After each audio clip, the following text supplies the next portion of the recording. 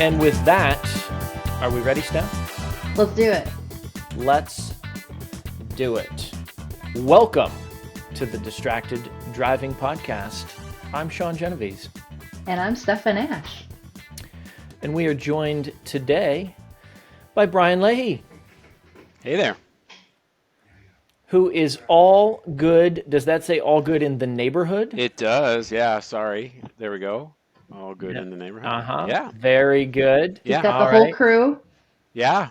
That is so for those of you listening and not watching, Brian is wearing a t-shirt featuring Big Bird very prominently because he's so big. The Cookie Monster, I see Bert, Ernie. There you go.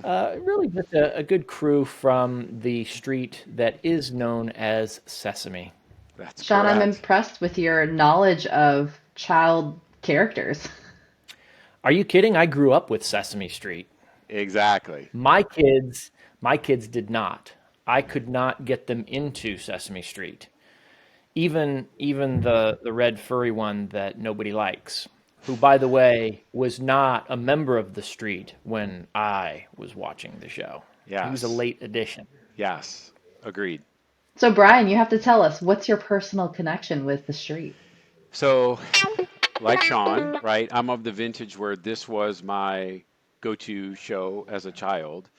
And then when my wife and I had our daughters late 90s, early 2000s, I was all fired up because this is my opportunity to introduce them to Sesame Street. Sean, a little bit like you, we had a 50-50. So my older daughter loved it. Younger daughter wanted nothing to do with it.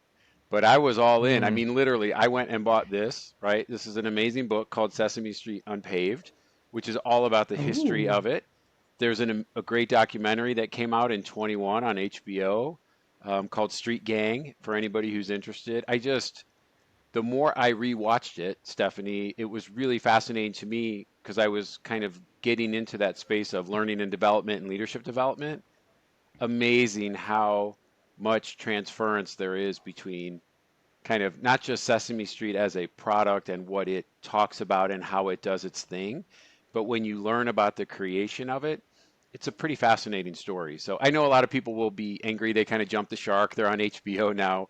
But I kind of go back like Sean to that original version. It was revolutionary. It was banned from television in some states because of what it was trying to do. And I'm a big fan of that. I love it. That's awesome. I do remember that, not to go too far down the bunny trail, but they went to topics and they introduced speakers that were on the fringe, from the mainstream, if you will, Yes. and talked about topics that needed to be talked about. So more power to them. Yeah, absolutely. And who doesn't love a good snuffleupagus? The question is, did he exist for the first few years? That was the mythology. Nobody had seen him. And until Yeah. a few years in when they actually put him on, it was a big deal. It was a big deal. I'm glad that you guys bought it over this. I was more of a Batman girl when I was a kid. There's some Batman, strength there, yeah. the original with Adam West. The animated series, yes. Oh, Okay. yeah. I was going where you were going with that one, Sean. I was like, ooh, the cheesy 1960s television show. That was all before my time. I don't look that good for my age. Not that good. They Well, have reruns. listen, we've had a guest on the show that believes that anything prior to her birth is not worth knowing. What? If you make a reference to anything prior to, I think it's like 1993, you just forget about it. It didn't exist.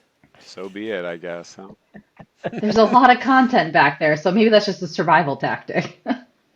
Well, I will challenge anybody watching, listening, including the two of you. Go back and do a little research on Sesame Street, and you'll know exactly what I'm talking about. It is applicable now as much as it was back then. It's pretty amazing stuff. That's You know, awesome. I still, to this day, periodically pull up the counting song with the pinball. 1, 2, 3, 4, 5, 6, 7, 8, 9, 10, 11, 12.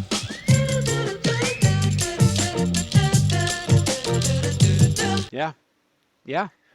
In fact, I worked with a guy at Boeing who we bonded over that, Steph. It's Yeah. funny you phrased it that way because we were talking one day and he's just like, "Oh, do you remember? Oh yeah, I remember." And then the next thing you know, we're on the YouTube, we find a version, and we will periodically just send it to one another. Even today, I'll just get a text randomly and it's a link to that video. Yeah, the number 12. You'll do it, Steph. Yeah. Google that, you'll see it. It's all about the number 12. And the other piece Check it of out. the puzzle back then was Schoolhouse Rock, right? Another very applicable Hmm. to the L&D world, kind of revolutionarily simple, right? I just made up a word, but it's true. The simplicity of it and the repetitiveness of it really was something that made a difference for a lot of kids in how they learned. Well, let's get to know you a little bit further. So, you've been in leadership development for a long time and you've seen a bunch of different nooks and crannies of the world in different organizations. How did you get into it? I always love and by the way, this is part of my secret takeover of the podcast with HR folks. But so I'm so excited to have Okay. Brian here. But no one ever usually says, "When I grow up, I want to be an HR person." Unless this was you, stop me. Nope. But, how did you find your way into leadership development? Yeah, by accident, a little bit. I'll go even one step further. So, for both of you, right? I watched my dad work for 30 plus years at what was then McDonnell Douglas, which became Boeing. I was anti-corporate because of that. I'm like, no, I don't want to get into corporate. Um, Eventually, I did, and I was just sort of on the business side of things. I had a lot of customer-facing background, so I was doing customer service, sort of running management kind of teams that are customer operations teams. Did it at a couple small companies. Made my way over to MasterCard in that very same space, right? My teams were handling our customers. If you go back 10 years, I was one of those people that really loved education just personally. And I always thought, ooh, that'd be interesting to be a teacher. I never did what I should have done and got the, accreditation. And so it was always just sort of a thought. Well, then here I am at MasterCard in a pilot leadership development program, and my very, very good HR business partner, Wanda DeVego is her name. She knew that I had interest in coaching and teaching, and she said, this guy who's running this program, Matt Breitfelder, is looking to build out his team. I think you should talk to him. And lo and behold, I sort of accidentally found my way into leadership development. And it was a really fascinating thing because Matt, as a leader, was willing to take a chance on a guy that didn't have the pedigree that he had. But what I did have, so the secret sauce was I was actually a people manager within the organization. And so for him, he put two and two together and said, okay, I've got the pedigree. Brian's got the management experience at the company. This could actually work. And just a really amazing example of a leader kind of taking a chance on somebody, but also somebody like me kind of seizing that opportunity and hating to admit that you kind of fall in love with that work. But that's kind of what happened. What is, in your words, the work? I mean, the words obviously have their own meanings, Yep. leadership and development. You put them together, though, and I'm sure some folks have their own take on what that means. But what does that mean to you? What is leadership development as a profession? Yeah, that's an interesting question, Sean, because I know the three of us have heard versions of this asked towards us, I'm sure, along the way, which is like, well, what do you want to do? What kind of job do you want? And I always try to strip it down to, at the core for me, I want to help people get better at what they're doing. And in some ways, I kind of take that really overly simplistic definition. And when I think about leadership development, that's what I translate over into leadership development. It is this opportunity that a company has to help its formal leaders get better at what they do on a daily basis, which then hopefully translates to help the people who are doing the daily work getting better and performing better and growing, all on behalf of the benefit of the company. I mean, let's be honest, right? Most organizations in that for profit space, like that's ultimately what you want. You want people basically kicking ass, and you can bleep me out later if you want, but on behalf of the company. And there's a lot of personal growth that comes from that. So for me, leadership development is very simply that. How can we help people get better at what they do every day? I love that. It's not overly simple. It's clarity. the simplicity and clarity, and then you can figure out the details later, right? And what's the problem that needs to be solved? Yeah. I agree with that, Steph. It's really interesting because a lot of times, and I know you both are aware of this, in a corporate setting, people in whether it's leadership development or even say talent development learning, you get a lot of people knocking on your door and they lead with this. Hey, we have a problem over here. We need a training program, or we need an assessment, or we need a fill in the blank. And as somebody who's made their living here, it sounds kind of odd when I go, well, hang on, maybe you don't need any of that. Let's actually figure out, Steph, to your point, what the problem is, and then we can back our way into, right, something that makes sense for you. Maybe it is a program, maybe it's not, but we've got to be able to dig in there and actually have people be willing to go there with us. So at times, the HR organization has been labeled slow to change, the dinosaur of corporations. You just said something that, I mean, we all agree with. But, I mean, if you're saying, no, no, no, maybe you don't need training, has it ever ruffled feathers in the organizations that you were a part of? Oh, every organization I've been in. I am I joke about being a non-HR HR person. And again, if you, 5 minutes ago as I shared my background, that's a little bit of where I get that from. But it also is because like the two of you, having been a leader in an organization multiple times over in different settings, you want and you need what's tangible and what's useful. And sometimes what I've seen in development organizations within HR is people seem to be doing the work for the benefit of doing the work and proving a theory or making themselves feel like we're putting this great complex thing together. And at the end of the day, as a people leader, that's not what I want. That's not what I need. I need something that actually works for me now and hopefully in the future. So yeah, I've ruffled, I continue to ruffle feathers all the time, but absolutely in that space. Maybe that's a new name for the podcast, Feather Rufflers. I like it. I Doesn't mean, quite roll off the tongue as well. it doesn't. You got Big Bird here with his yellow feathers, but yeah, um, it is really fascinating. Let me just add one more piece to that, if you don't mind. So this idea of whether you're an HR business partner or a learning professional or any kind of talent professional, I at times have challenged my coworkers to not spend their entire life in HR. And a lot of people push back on that because, again, I was fortunate. I went from the business into HR. I actually then took a year and went back out into the business, but then ended up back in HR. For me, that actually, Steph, to your point, when it gets labeled as a dinosaur a little bit, I think that's sometimes where HR misses the boat is their kind of unwillingness to sort of bring people in from the business and teach them and let them learn kind of the HR side of the expertise while having that business perspective. We need HR people who've been there a long time. Go out in the business. Go sit in the seats of the people that you're supporting for a year, two, three. I actually think that would change how a lot of HR orgs get after their work. How do you resolve that separation? Because I don't. Maybe this is more of an observation than a question. But you several times referred to HR, and then I went into the business, and then I went back to HR, and let's bring the business people into HR. You know, describing two very distinct entities or portions within the business. Is that is that an important distinction? Is that an important separation that needs to be there? Or is that something that needs to be changed?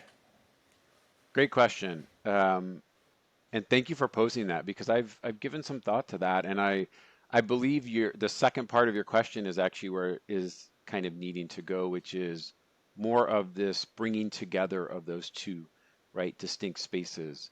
Um, I don't know exactly the right way to do that because I will step back and say, from an expertise and an experience perspective, I've been in organizations fairly recently where the business has actually driven some big HR initiatives more so than I would have been comfortable letting them drive. And it's kind of ended up in a really sticky spot. So, Sean, I agree with you. I think in a perfect world, HR sits in the business as part of the business and yet is still allowed to sort of have their area of expertise or their areas of expertise. Because, for example, let's take something very basic like a job architecture or a career framework, right? The jobs, the roles, the levels, all of that stuff. If you let the business do that, you may end up with an overly complex thing that nobody's going to use, or you may end up with three roles on a napkin that, again, not going to be very useful. And sometimes that HR expertise kind of helps you find the middle ground. So, yes, they need to get closer together, and there's still going to be a need for some of that expertise and experience. So that's why I say I don't have the magic formula. Whew, if I did, right, the three of us would be out there um, working that formula quite a bit, I would imagine. I And think that's that the challenge of, you've been a part of teams, like smaller teams, and there's this certain like magic and energy. It's easier to communicate, information flows smoother, decisions happen faster. You get above 50 people and, you have to start breaking into sub teams and you need Yeah, generalists and specialists. And I guess like the way that my brain goes in this topic is it's hard to, when you really need specialists sometimes, especially when your company gets over a certain size. And then sometimes the generalists think, well, I have an idea, of what might do the trick, but we hire these specialists and everyone needs to just like work together. yeah. Interesting framing of that too, Steph, because it's, when you think about what you just described, which we see a lot, right, in organizations as they grow. Um, I've always challenged everybody on my teams, whether it's learning and development, leadership development, talent management, all the titles, right, or even HR business partner space. I want business people first who can think and be good in talent. And that is, again, a little bit of a difference. But to your point, that being good in talent means you might have some areas of specialty that, like it or not, a big company absolutely needs. And to your point, the bigger you get, the riskier it becomes as the chain gets longer and that specialist maybe gets further separated out from, right, the end user or the business unit that they support. Brian, I'm wondering if you are familiar with the T methodology. Have you heard of that? Where the horizontal line is like generalist, like knowing a Hmm. little bit about everything, Yeah. and then the specialist part is like be a generalist as much of the things as you can do, and then be really deep in like one thing, and that's how you can be a really indisposable, worker and contributor. Sean, have you heard of this too? Oh, Sean, did you have sorry, a mute? my microphone would not unmute. I have not heard of anything described as the T. Would you call it the T methodology? Brian, it has a name. I don't remember it. Yeah, it is I forget the exact wording, but T is at the heart of it, right? The letter T, is Stephanie just describing it, this breadth and depth. And actually, I've seen it outside of HR. I think it's applicable to a lot of different fields. If you want, do you want depth or do you want breadth or do you want a little bit of both? So it's kind of the generalist versus the specialist. Yeah. And Steph, what's really funny is you're thinking about that and talking about that, and I'm sitting there visualizing because everybody assumes a capital T, right? So like breadth would be up here and depth, lowercase t. Minimally, you need a low, in my mind, in HR, you need a lowercase t. So in other words, you've got somebody who, yeah, they have breadth, but they're doing it with a not like halfway depth when they're doing that. And then if they really need to be like somebody who's truly long timer in some particular space of HR, like that's cool. But I like the lowercase t if we're going to stick with that letter, because the uppercase T to me, it's too shallow up here, right? Because then you become the person, as we used to say, hey, I know a little bit about everything, but not a lot about anything. I don't know that that's what you need either. So I'll go lowercase t, and I can kind of live with that.